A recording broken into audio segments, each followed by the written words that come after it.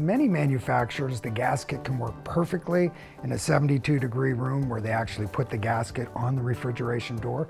But when you get into the aftermarket gasket situation where a kitchen might be really hot or a freezer might be really cold, the gasket, the OEM gasket, just doesn't work. It won't seal.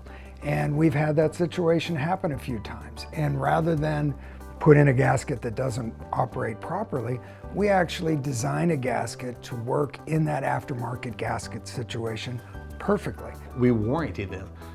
No other company out there is going to warranty something. They're going to put on a cooler that's going to get the wear and tear like it does, in these restaurants. We use a higher end material that's heat resistant, grease resistant, mold resistant. Hardly anybody else uses because of the cost. These are proprietary gaskets that we've designed and we put into our kitchens, and they work fantastically. It does last 2 to 3 times longer.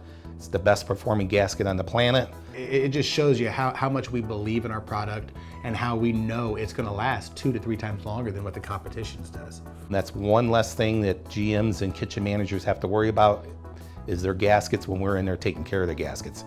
We take something off the plate of a very, very busy individual. It's one of the hardest jobs in the world to manage a restaurant.